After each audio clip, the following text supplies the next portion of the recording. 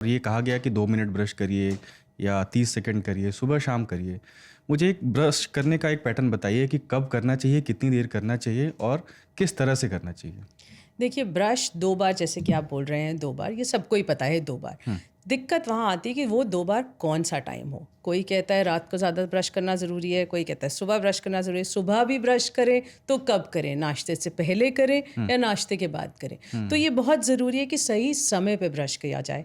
तो एक रात को सोने से पहले, जब उसके बाद आप कुछ नहीं खाने वाले, लास्ट थिंग, और एक सुबह नाश्ते के बाद। ये 2 टाइम ब्रश करना सबसे ज़रूरी है। सुबह का तो ज़्यादा लोग फॉलो करते हैं, रात का नहीं कर पाते हैं फॉलो। क्यों ज़रूरी है रात में ब्रश करके सोना? देखिए, अगर आप ब्रश करके नहीं सोएंगे तो जो भी आपने पूरे दिन में खाया है वो आपके मुंह पे जमा रहेगा, आपके दांतों पे चिपका रहेगा। और क्योंकि रात भर जब इंसान सो रहा होता है उसकी सलाइवेशन कम होती है, थूक कम बनती है, क्योंकि हम बात कम करते हैं, हम चबा कुछ नहीं रहे हैं।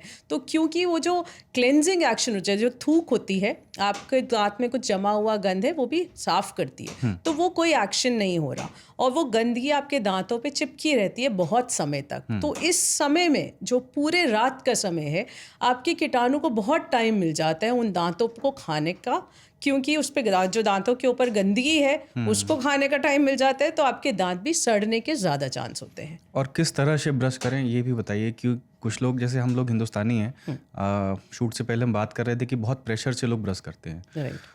और बहुत प्रेशर से करना, बहुत तेज़ करना, बहुत जल्दी करना, सही पैटर्न क्या है ब्रश करने का? देखिए, प्रेशर इतना होना चाहिए मिनिमम, जिससे बस दांतों के बीच में जो खाना फंसा हुआ है या दांतों के ऊपर जो खाना लगा हुआ है वो निकल जाए। उससे ज़्यादा अगर आप रगड़ के करते हैं तो ऊपर की जो परत होती है, जिसको हम एनामल कहते हैं, वो भी साथ साथ में घिसने लग जाती है, जो कि सही नहीं है।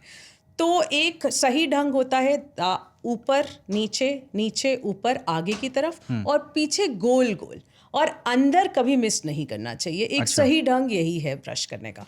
और क्या अगर आपके दांतों का पैटर्न सिंपल नहीं है, ये ऐड भी आता था वैसे दूरदर्शन में पहले ब्रश करना, जिसमें सिखाया जाता था, बिल्कुल। और आपके दांत अगर आड़े तिरछे हैं और आपको लगता है कि नहीं ये इस पैटर्न से नहीं है, तो फिर कैसे ब्रश करें? कुछ देखिए, पैटर्न जो बेसिक रहता है वो सेम रहता है। अगर एक एडल्ट जना ब्रश करे तो आगे ऊपर नीचे और पीछे गोल गोल और अंदर के, ये पैटर्न सेम रहेगा एक एडल्ट ब्रशिंग पे।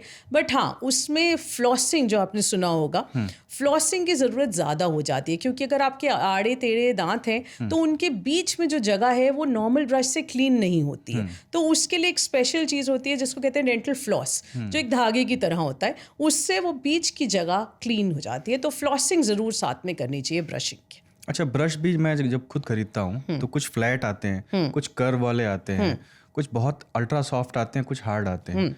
तो ये कैसे डिसाइड करें कि हम कौन सा ब्रश यूज़ करें? देखिए, एक स्टैंडर्डाइज सॉफ्ट टूथब्रश आपको हार्ड नहीं चाहिए, क्योंकि उससे रगड़ने की वजह से आपके गम्स में भी इंजरी हो सकती है, और बहुत सॉफ्ट भी नहीं चाहिए क्योंकि वो अपना काम ही नहीं करेगा। तो एक normal standardise soft toothbrush, not very soft, not hard, not medium, soft toothbrush एक बढ़िया रहता है सही ढंग से ब्रश करने के बाद। उससे जो मेन काम है, जो दांतों के ऊपर खाना फंसा हुआ है या जो प्लाक सुना होगा आपने, ऊपर एक लेयर जमा हुई हुई है, वो निकल जाती है। और आजकल इलेक्ट्रिक ब्रश का बहुत चलन है, और इसको ये कितना फ़ायदेमंद है?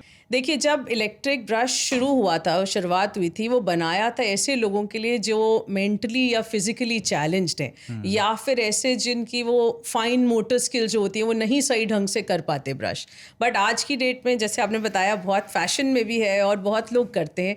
वो इसलिए करते हैं कि टाइम नहीं है, फटाफट उससे ब्रश कर लिया, सही टेक्निक की ज़रूरत नहीं है, उनको लगता है काम बढ़िया कर रहा है। बट अगर ये इलेक्ट्रॉनिक ब्रश को आप बहुत रगड़ के प्रेशर भी दें, और उनका जो स्टैंडर्डाइज बना हुआ है जितना वो प्रेशर से चलता है, दोनों चीज़ें साथ में हो जाती हैं, तो वो ज़्यादा नुकसान करता है। तो अगर आप यूज़ करना भी चाहते हैं इलेक्ट्रॉनिक ब्रश, तो प्रेशर ना यूज़ करें, क्योंकि उसके अंदर का जो प्रेशर है वो उतना बहुत है हमारे लिए।